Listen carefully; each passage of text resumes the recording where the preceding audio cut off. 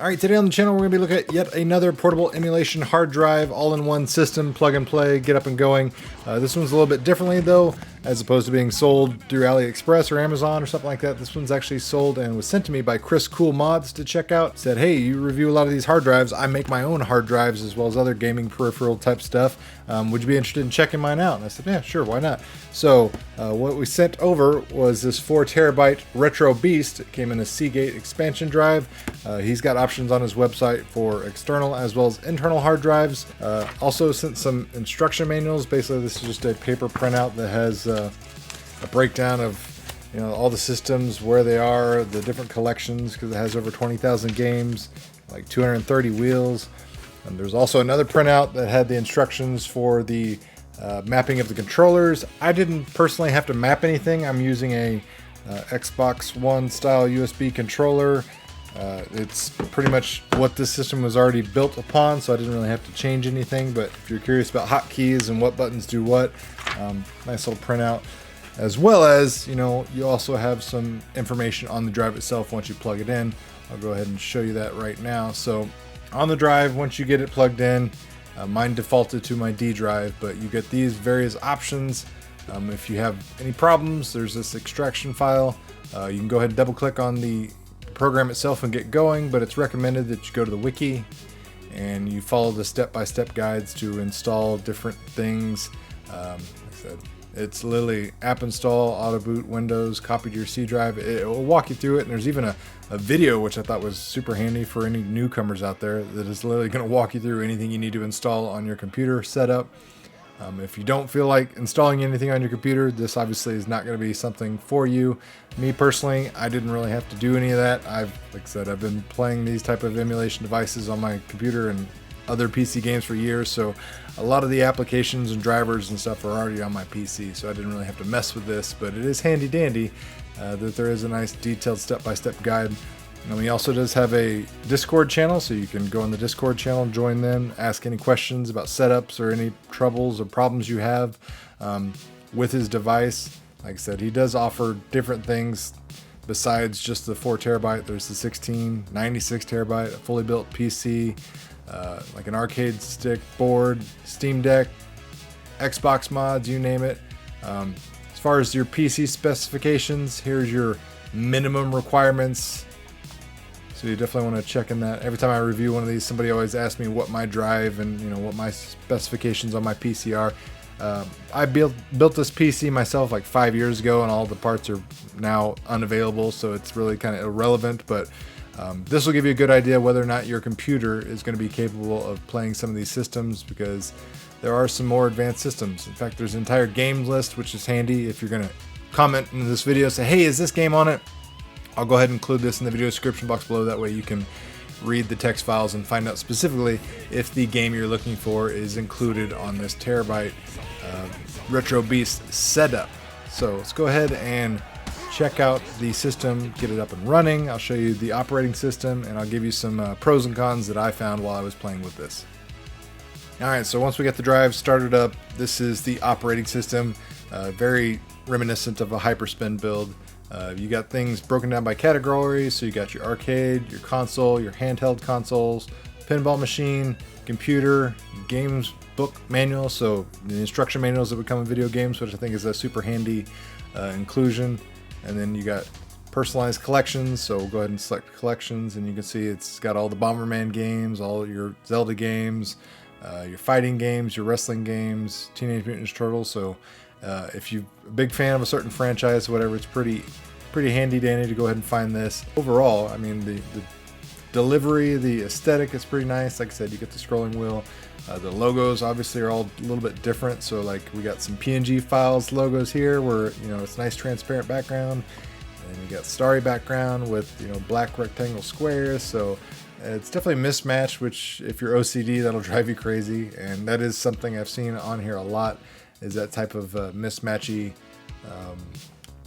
presentation with some of the logos and everything. So pinball machine, this is basically just going to be your Pinball FX2 and 3, which is nice.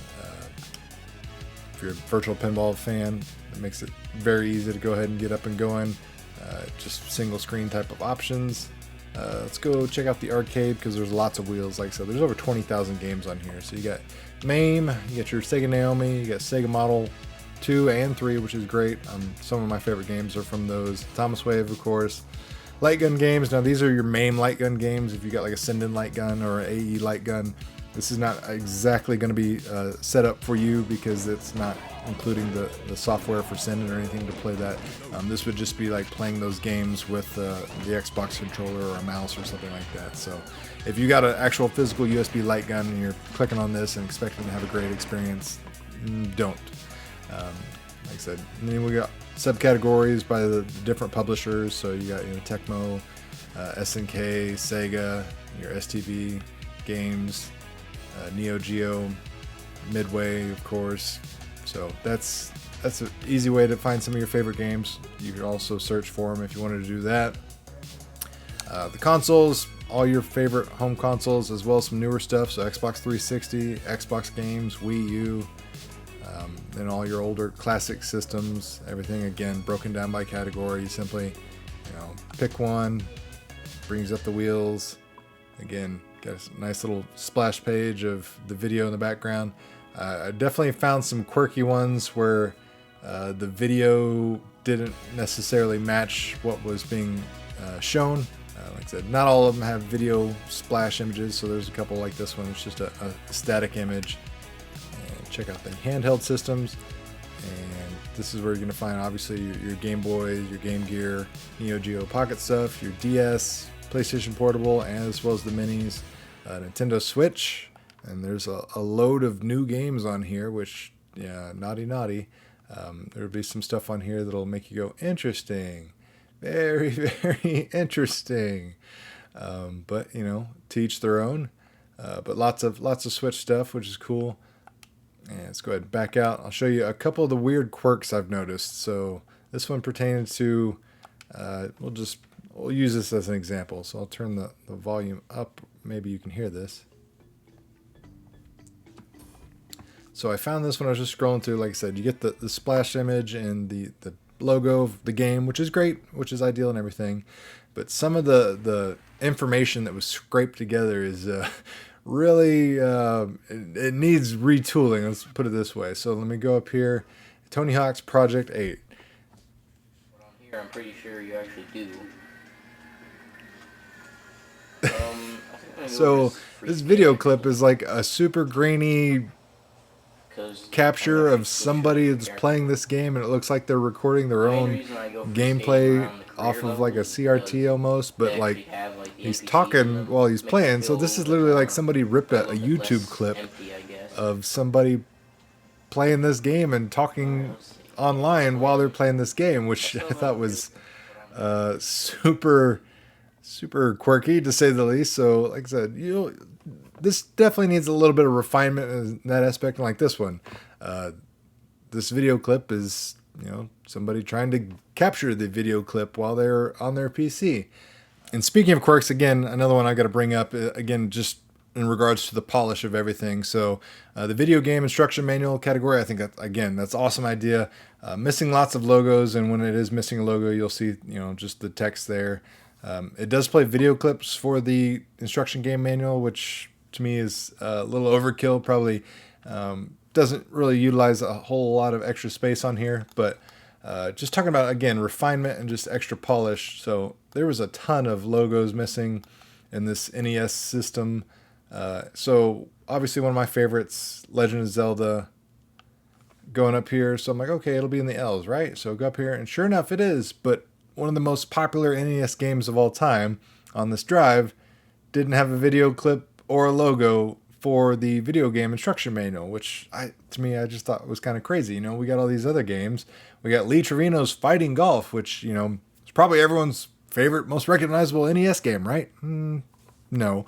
But you do have a logo and a video for it, but you don't have a logo and a video for Legend of Zelda. So again, just my 2 cents, little extra polish and refinement, another once over of all your games. Granted, I know that is a task because there's over 20,000 games, but that'll greatly improve the presentation of this hard drive. So it's not perfect. It's better than most builds. So I find less duplicate files. So a lot of the hard drives, you'll find every ROM version, whether it be European, American, Japanese, Chinese, whatever. So you'll have like 5 variations of the same game. This doesn't really have that issue. It just got some, further refinement that needs to go through to really make it, super, super polished. A couple of things I do like, get away from the negatives, is in the settings, the drive, because a lot of times you don't get to mess with any of those settings unless you're dealing with the actual emulator itself. And for most people, plug and play systems that are on the market for something like this, they don't know how to do that. So one cool thing is you can toggle on the intro video. So I've got it turned off. It's just a little clip of welcome to the drive, hit A to start type of thing. To me, it just slows you down from playing games, so I removed it. You can clear your favorites, so if you got a bunch of favorites or you accidentally added something to favorites, you can turn on a screensaver. You can turn on your CRT shader effects for all systems, so globally. This is kind of handy if you got a second screen. So say you're running a computer build in an arcade cabinet and you've got an LCD marquee, you can turn on the second screen or you can turn it off. Very easy to enable, disable there.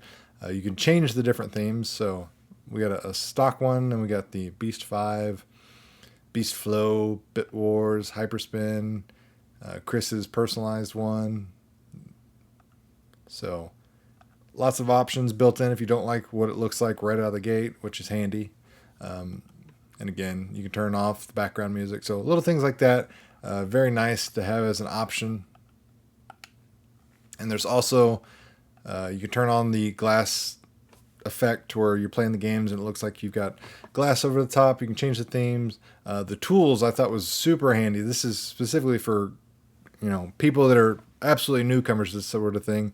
This is basically all-in-one, update your drive if there's an issue, which is great because, like I said, most of the time you buy one of these drives, they're a moment in time. They don't get any better, they don't get any worse. They're just whatever that build was at the time. This, he's got literally options to back up the drive. So if there's any issues and you worry about messing things up, you can back it up. You can go ahead and run disk cleaner and make sure your drive is running optimal.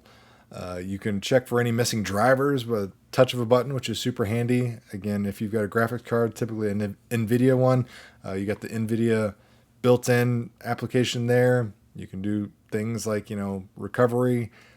I think this is super handy dandy, very, very good for newcomers to have all this, encapsulated in one spot. Hell, you can even do the Windows update for the click of a button right here. A lot of people don't even know how to do a Windows update on their PC, for crying out loud. So, I mean, he's definitely put a lot of work into this.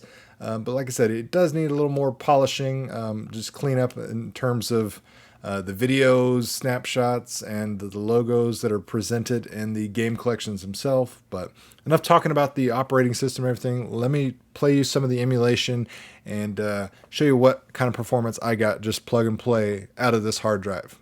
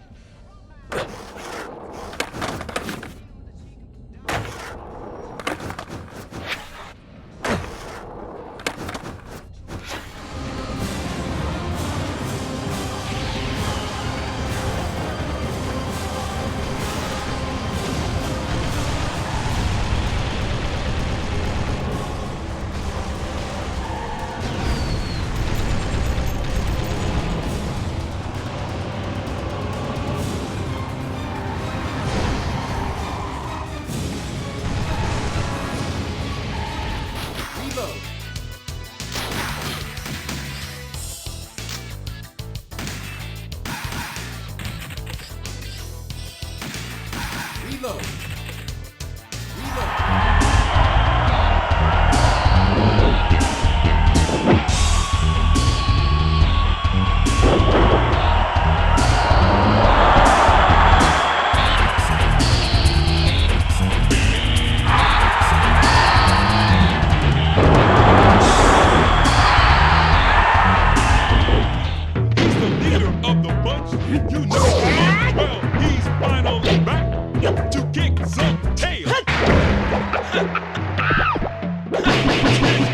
Not